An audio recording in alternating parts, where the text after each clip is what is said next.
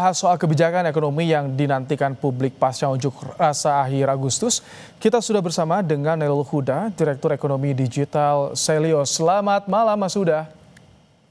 Selamat malam, Mas. Mas Huda, ini situasi kondusif. Kini pemerintah dihadapkan pada urusan trust publik. Bagaimana memulihkannya, Mas Huda? Ya, yang pertama adalah selain trust, kita juga melihat masalahnya adalah masalah ekonomi. Masalah perut yang tidak terisi, Mas, sebenarnya.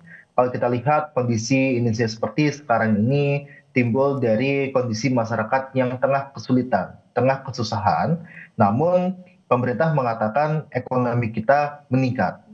Ekonomi masyarakat kita tengah terpuruk dengan semakin banyaknya PHK, harga barang semakin melejit, termasuk beras tadi sampaikan juga, termasuk juga berbagai indikator lainnya yang memang kita lihat menunjukkan ekonomi kita sedang tidak baik-baik saja. Kemudian ini juga ditambah dengan kebijakan-kebijakan yang muncul dari awal pemerintahannya Prabowo itu yang membuat masyarakat menjadi marah. Hingga puncaknya kemarin ada demo cukup besar. Atau bukan cukup besar ya, besar sekali gitu kan. Nah, mulai dari rencana kenaikan tarif PPN, kemudian rencana kenaikan iuran BPJS, ada kebijakan pembatasan gas LPG, koperasi merah putih, hingga terakhir kontroversi rencana tambahan tunjangan bagi anggota DPR, termasuk juga kebijakan-kebijakan pemerintah di daerah yang menaikkan tarif pajak daerah seperti pajak bumi dan bangunan dan sebagainya, yang ini memberikan dampak negatif terhadap masyarakat kelas menengah ke bawah. Pada akhirnya ini masyarakat resah dan marah yang pada akhirnya menimbulkan ya tadi ketidakpercayaan terhadap pemerintah, sehingga ini masyarakat merasa hanya dikolek uangnya tapi tidak merasakan dampak dari uang yang dikeluarkan oleh pemerintah. Oh, oke. Itu kan semua tadi yang Anda sampaikan ini seolah menjadi fenomena gunung es yang menjadi kekecewaan, kegeraman dari masyarakat. Tentu hal ini perlu solusi, jangan sampai tenggelam hanya dengan sebuah retorika semata. Tapi Anda lihat bagaimana aksi pemerintah membenahi soal ekonomi ini sudah terlihat? Ya, tentu kita belum melihat secara signifikan dampak yang dihasilkan dari kebijakan pemerintah.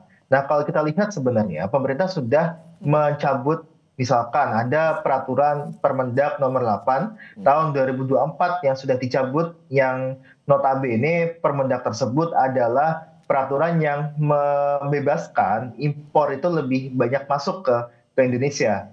Jadi situ bagus, dan kita memang baru melihat dampaknya dalam beberapa bulan terakhir, di mana PMI kita di bulan Agustus itu sudah berada di level ekspansif.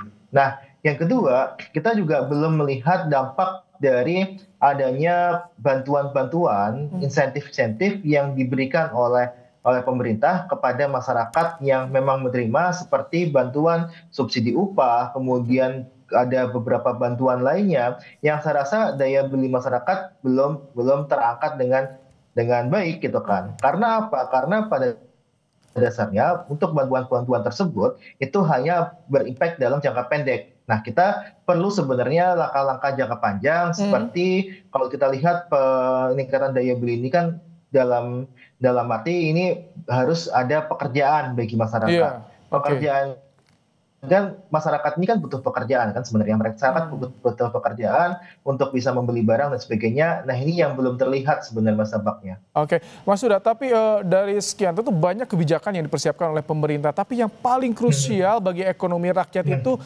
apa sebetulnya, Mas Huda? Karena kalau bicara soal angka, pemerintah kan dipaparkan angkanya berbeda sekali dengan tentu yang dibaca oleh Selius juga. Ya, ya, yang pertama adalah pemerintah harus bisa mengembalikan kepercayaan lagi dari masyarakat terkait dengan kebijakan-kebijakan yang dilakukan ataupun dikeluarkan oleh pemerintah. Jangan sampai ada kebijakan-kebijakan yang menurut saya itu diambil dengan penuh tidak siapan gitu kan. Nah, makanya ini harus diminimalisir untuk kebijakan-kebijakan yang merugikan masyarakat secara luas. Nah, yang kedua adalah kalau kita lihat sebenarnya kita berharap ada untuk yang masyarakat kelas menengah ke bawah, ada bantuan-bantuan yang sifatnya langsung sebenarnya. Dan ini yang belum kita lakukan secara optimal oleh pemerintah. Pemerintah hanya memberikan bantuan-bantuan melalui misalkan ada masyarakat sekarang adalah bantuan secara langsung. Oke. Ada kemarin barusan kita ada mendengar bahwa Sri Mulyani menyetorkan 16 triliun untuk Koperasi Merah Putih, dan ini salah satu yang kita sayangkan sebenarnya, bahwa masyarakat yang butuhnya itu adalah uang secara tunai untuk bisa meningkatkan daya beli mereka atau bahkan menjaga daya beli mereka, ini justru diberikan kepada koperasi-koperasi yang notabene kita belum melihat impact-nya ke masyarakat seperti apa. Oke. Nah, yang ketiga, Mas, yang kita harapkan adalah ada masuk investasi-investasi yang sifatnya padat karya gitu kan, sehingga masyarakat ini ada pekerjaan, dan ketika ada pekerjaan yang formal, kita berharap mereka tumbuh daya belinya, tumbuh daya konsumsinya, yang sehingga ini bisa meningkatkan tadi ekonomi secara makro, dan ini Oke. yang kita lihat seharusnya dilakukan oleh pemerintah. Baik, terima kasih Direktur Ekonomi Digital Selyos Nailul Huda telah Sama-sama. menyampaikan pandangannya di program Kompas Malam hari ini.